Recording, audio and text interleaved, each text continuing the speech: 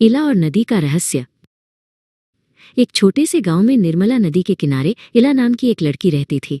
वो दूसरी लड़कियों जैसी नहीं थी। जब दूसरे बच्चे लहरों में खेलते थे तब इला चुपचाप बैठकर नदी की बातें सुनती थी।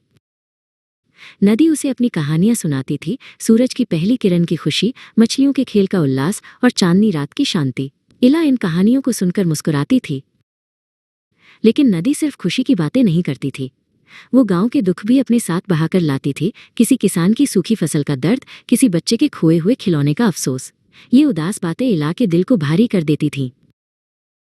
मैं ये दुख और नहीं सुनना चाहती, एक दिन इला ने अपने कान बंद करते हुए सोचा। उसने नदी के पास जाना छोड़ दिया। वो अब उसकी फुसफुसाहट से दूर भागती थी। जैसे जैसे दिन बीतते गए, निर्मला नदी शांत होने लगी।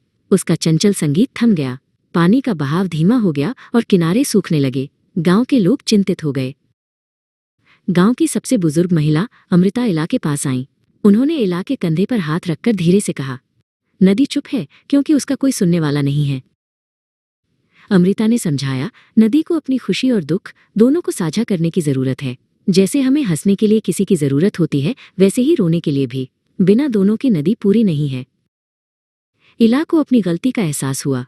वो दौड़कर नदी के किनारे गई। सूखी जमीन पर बैठकर उसने अपनी आंखें बंद की और ध्यान से सुनने लगी।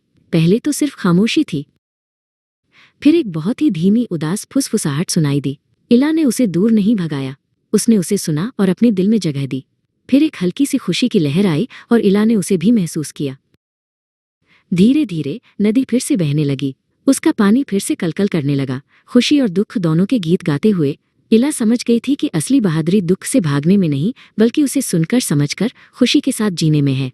आपके दिल की नदी कौन सी कहानियां सुनाती है और क्या आप उसकी दोनों आवाजें सुनने के लिए तैयार हैं?